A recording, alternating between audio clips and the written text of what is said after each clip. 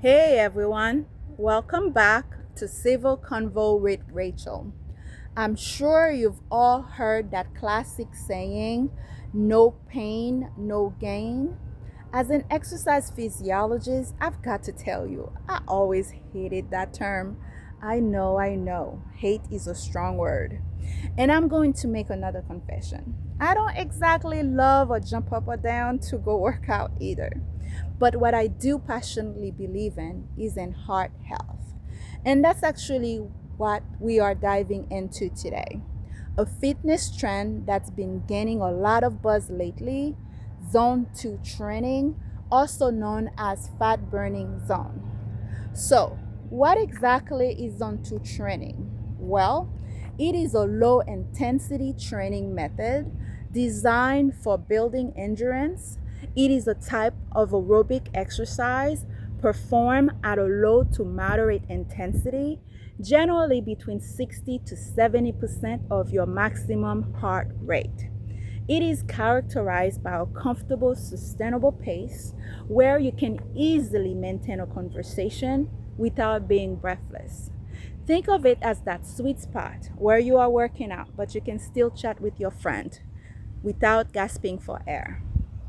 Zone 2 training is a cornerstone of endurance training because it helps build a strong aerobic base, improve fat burning efficiency, and promote recoveries.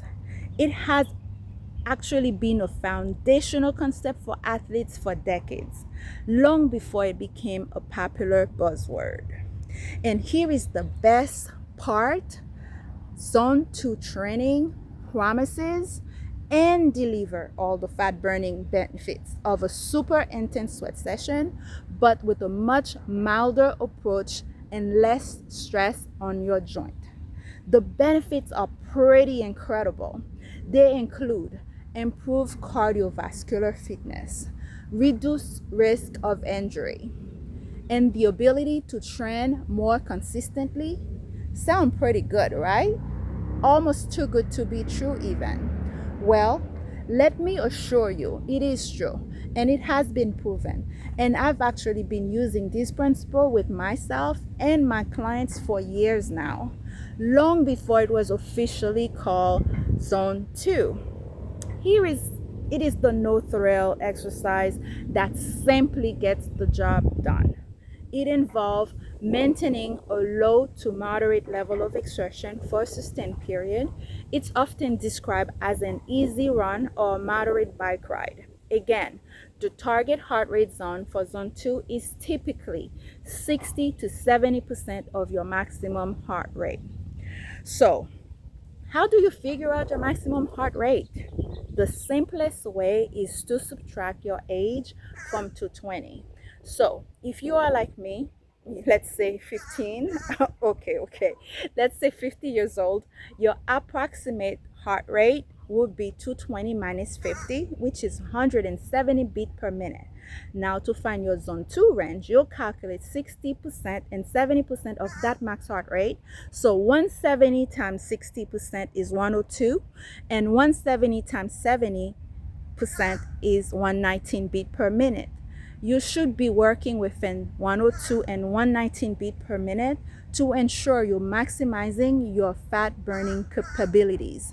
Thankfully, in this day and age, tracking your heart rate while you are working out is super easy.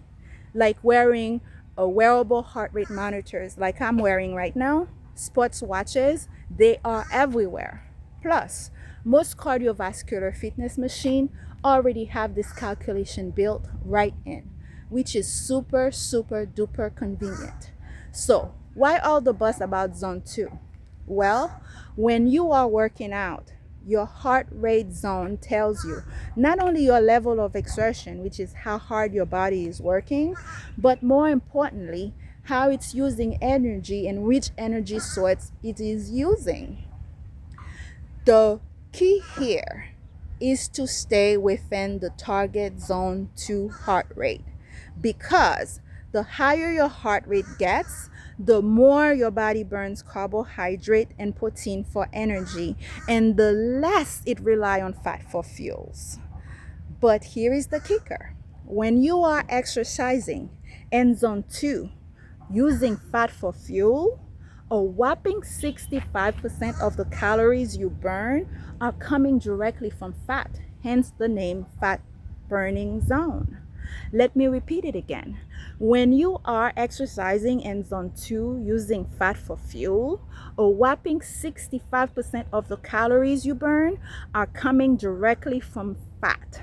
That sounds pretty significant, right? And guess what? Everyone can benefit from zone 2 training. It is incredibly valuable because it lets you add cardio volume to your training without totally overstressing your body. And for those of you just starting out on a fitness journey, anything above zone 2 might actually be too intense. So it makes sense for many people to begin their workout right in this zone. Now, if you are already a seasoned athlete or super into fitness, you might not see quite as many benefit from zone 2 as someone who's just starting out. However, zone 2 can be used as a fantastic tool for recovery. So it definitely has its place for everyone. You are probably wondering, how do I actually get into zone 2? The ACSM, the American College of Sport Medicine, defines zone 2 as moderate intensity aerobic activity. The key for zone 2 is that you should be able to hold a light conversation without being breathless. You should be able to talk in full sentences without feeling like you need to gasp for air. For most of us, a brisk walk will actually get us into zone 2. Other moderate intensity aerobic exercises include swimming or even something as simple as mowing the lawn. You see, you don't need a fancy equipment or a gym membership to get started.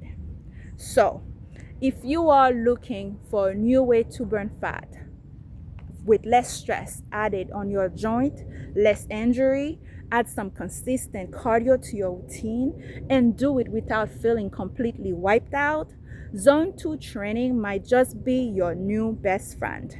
It is a fantastic way to ease into a more active lifestyle or even aid in recovery for those who are already pretty active. I hope this information gets you started on your journey. Thank you for watching. Join me next time on Civil Convo with Rachel. Don't forget to like, share, and subscribe to my channel. Thank you and have an amazing day.